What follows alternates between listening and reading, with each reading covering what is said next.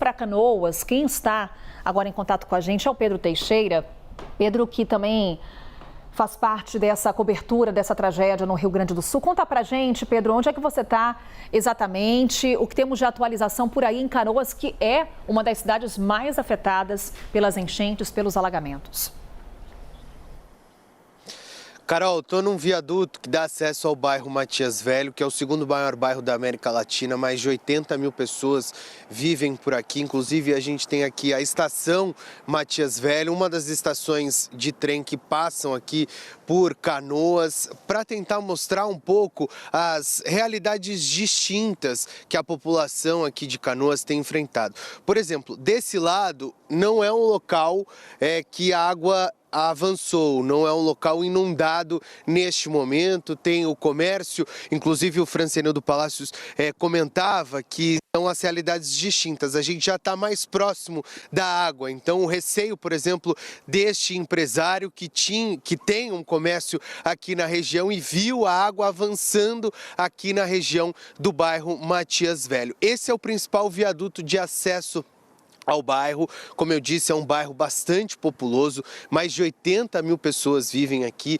tem problemas, por exemplo, de criminalidade, as pessoas aqui de Canoas relatam dificuldades com relação à segurança. Muito por conta disso, a Força Nacional foi acionada, eles mobilizaram diversos agentes, são mais de 250 agentes mobilizados da Força Nacional, é a autorização feita pelo ministro Ricardo Lewandowski para que eles operem aqui nessa região. Por quê? Porque os voluntários, os moradores, os brigadistas, as pessoas que estavam operando aqui nas operações de salvamento do bairro, estavam relatando dificuldades com relação à segurança pública. Alguns moradores, por exemplo, indicaram trocas de tiro entre facções criminosas e os agentes da Polícia Militar daqui do Rio Grande do Sul.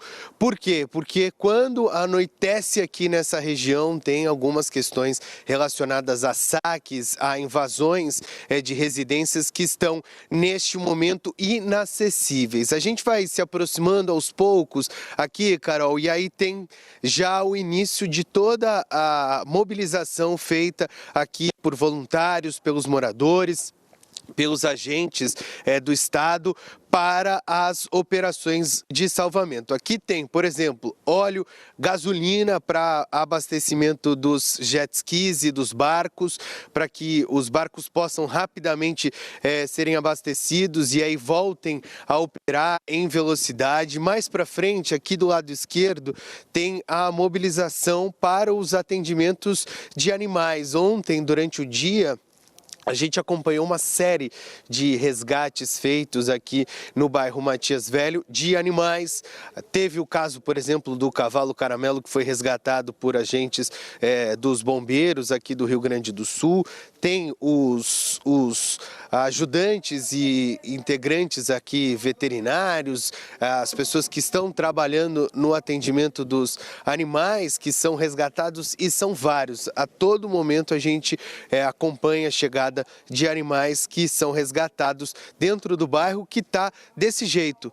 Como eu mostrava inicialmente, Carol, ali ainda não era um local que a água invadiu, felizmente, mas este já é o ponto onde a água tomou conta. E a altura, já mesmo aqui, num espaço que já tem uma certa altura, a gente está aqui no finalzinho do viaduto, a água avançou. Vou pedir para o Francenildo Palácio mostrar, por exemplo, aqui um dos acessos a um dos prédios aqui do bairro já tem a água na altura mais ou menos ali de 2/3 do portão, portanto mais ou menos 90 centímetros a 1 metro.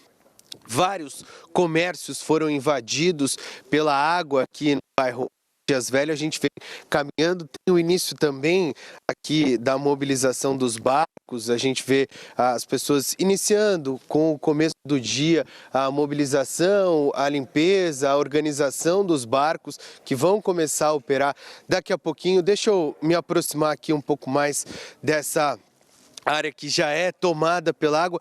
Como é o nome do senhor? Jorge, você está começando a operação aqui, como é que está sendo feito? Mais um dia? Mais um dia, está dando certo, a gente está recolhendo bastante pessoas e animais, principalmente agora, nessa altura. Está dando certo, está vindo. Quantas horas mais ou menos o senhor tem passado por aqui? Eu estou desde de segunda, aqui, direto. E o que precisa ser feito? Quais são os desafios que os senhores estão enfrentando dentro da água? O desafio dentro da água é cada vez encontrar mais pessoas e animais vivos, né? Pessoas, graças a Deus, está bem. Só os que não quiseram sair no começo e agora estão saindo, pedindo para sair.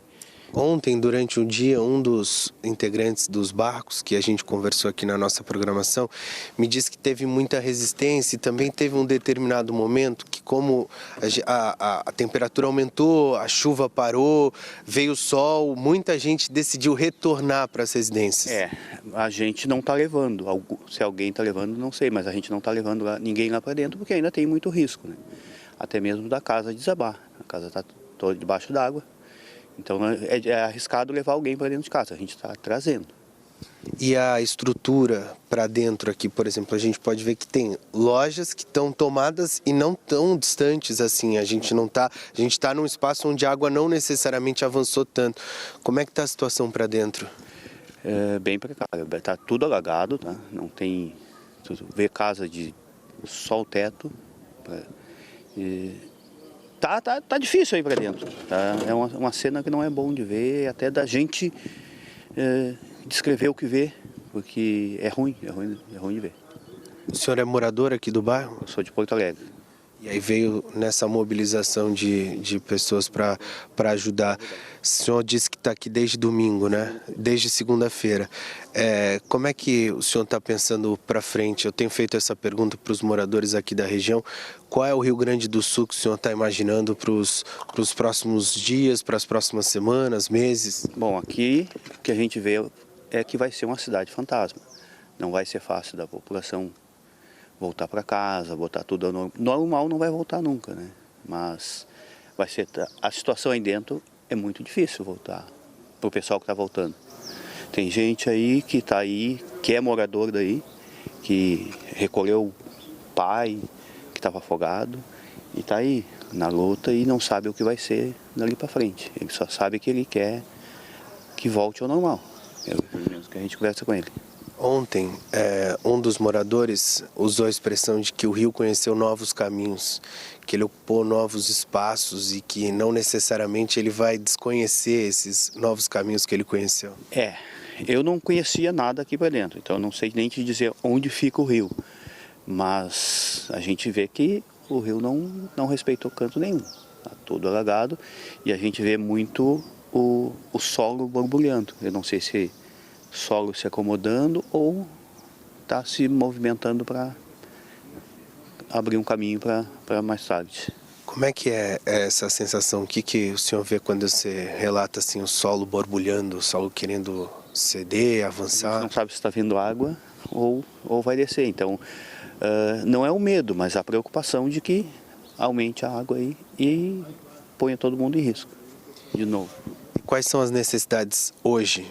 Cada dia tem uma nova necessidade. Qual é a necessidade do hoje? O hoje é que termine logo para a gente saber que trouxe bastante gente aí para cima e os animais, principalmente os animais. Mas não tem muito, a gente não programa muito hoje aí dentro. A gente só quer saber que não passe tão rápido para a gente conseguir trabalhar, porque à noite, infelizmente, a gente não está conseguindo trazer ninguém. Eu queria falar sobre essa dificuldade de atuação de noite. Tem algumas questões relacionadas à segurança aqui. A segurança à noite é difícil, a gente não entra, recomendação da brigada, não dá para entrar porque é arriscado. Eles estão entrando e estão recolhendo. Eles recolhem principalmente animais. Eu passei a noite aqui e a gente recebeu bastante animais que a brigada está trazendo. Mas a gente não entra, a gente não escureceu, a gente vem tudo para fora. Tá certo. Quantas pessoas têm trabalhado com o senhor aqui nessa região? Eu não tenho como te precisar a quantidade, mas com certeza muito mais de 100 pessoas. Tá certo. Bom trabalho, bom dia para o senhor, que o dia avance com notícias boas e não tão notícias duras como a gente tem visto aqui. Obrigado. Um bom dia para vocês também. Bom, Carol, a gente vai seguir acompanhando e se movimentando aqui em Canoas. Como eu disse, é o início aqui das operações. O seu Jonas é um dos primeiros a chegar aqui num desses viadutos que dão acesso ao bairro Matias Velho, mas a água avança, como a gente pode ver, viu, Carol? A altura, mesmo num local que é de acesso para um viaduto, é bastante alta já a água e infelizmente, pelo menos a sensação, viu, Carol? A gente não pode precisar, porque quem faz essa medição são as autoridades, mas a sensação, pelo menos, é de que de ontem para hoje a altura da água é bastante parecida. Então ela se manteve numa altura bastante alta. Só para a gente ver, a gente caminhou menos de 200 metros entre aquele prédio em que a água ocupava 2/3 ou menos 1/3 do acesso ao prédio, para esse local onde tem um mercadinho, que é logo na entrada aqui do bairro, onde a água já ocupa mais de 2/3 do portão. Ela está pelo menos 1,5 metro ali de altura. A gente vê alguns animais, inclusive na parte alta desse mercado tem um cachorro passeando por ali. E a altura é muito alta, a sensação é até preocupante, Carol, assim, porque ela cobre e com as distâncias curtas e pequenas, a água ela vai atingindo alturas maiores, cobre as placas ou cobre as indicações das ruas aqui no bairro Matias Velho. Menos de 100 metros para frente ela já cobre boa parte do comércio e, enfim, uma série de dificuldades, como a gente tem visto. Esse morador aqui do Rio Grande do Sul relata para a gente, ele que está preparando o barco para mais um dia de trabalho, salvamento de animais, de pessoas que ainda, por uma série de motivos, proteção do seu patrimônio, proteção dos seus animais, das suas coisas, ainda decidem permanecer aqui dentro das suas residências. É uma imagem bastante forte, bastante preocupante, Carol. A gente vai avançar aqui na nossa cobertura, tentar mostrar outras regiões. As pessoas vão retomando nesse início de sexta-feira o trabalho de ajuda e salvamento da população aqui de Canoas. É forte a imagem, Pedro, é forte o relato do seu Jonas, quando ele fala que não sabe o que vai ser daqui para frente. É forte também essa mensagem de solidariedade que chega do Rio Grande do Sul, o seu Jonas ali preparando o barco para mais um dia de salvamentos, ele que está aí nessa missão de solidariedade desde segunda-feira, com pouco descanso, para tentar salvar as vítimas da enchente, as vítimas desse alagamento. E aí nas imagens que o Francenildo, se eu não me engano, né, Pedro, se estiver errado, por favor, me corrija, traz para a gente consegue ter a dimensão da altura da água, com relação aos postes também dessa avenida, desse bairro que o Pedro Teixeira nesse momento circula e traz as informações para a gente. E aí, Pedro, te pergunto se tem nesse momento orientações por parte das autoridades por conta da previsão de chuva para hoje. Você fala para a gente que aparentemente o nível da água se manteve de ontem para hoje. Tem alerta para mais temporais, para mais chuva hoje e nos próximos dias no Rio Grande do Sul. Tem algum alerta nesse momento para a população? Tem algum alerta das autoridades? Há pouco até o seu Jonas destacava o fato de que alguns moradores estão querendo voltar para suas residências nesse momento. Tem orientação por parte da Defesa Civil para que não façam isso. Vem mais chuva por aí. É uma situação ainda muito arriscada. Qual que é a orientação nesse momento por parte das autoridades aí no Rio Grande do Sul? A Defesa Civil, Carol, tem orientado para que as pessoas não retornem para suas residências que foram atingidas, muito por conta dessa preocupação. A gente tem a expectativa de chuva para os próximos dias, então tem essa orientação da Defesa Civil. O governo aqui do Rio Grande do Sul ressalta essa preocupação para que ninguém retorne. Às vezes a gente, com a chuva cessando, com o dia avançando com o sol, dá aquela sensação, e certamente as pessoas que estão sem poder retornar para suas residências, elas acabam indicando que pretendem voltar para as suas casas, mas a orientação nesse momento da Defesa Civil é para que elas não retornem. O seu Jonas estava fazendo uma ponderação. Seu Jorge, perdão, eu estou chamando o senhor de Jonas, mas é Jorge. O seu Jorge estava fazendo uma ponderação aqui, viu, Carol? Inclusive para um combate de desinformação, de que muita gente tem publicado nas redes sociais a informação de que as pessoas estão amarrando corpos que perderam a vida nessa tragédia e que isso teria sido deixado dentro do bairro. E o seu Jorge está ponderando que não é verdade, né, seu Jorge? Conforme a água foi baixando, corpos na rua não tem. Tá? Se teve, foi recolhido logo pelo ML. Agora, conforme a água está baixando, tem dentro das casas, infelizmente tem. Mas não é amarrado em grade, não é mexido, tá? É avisado o IML e eles vão recolher. Tá? Não é amarrado em grade, não.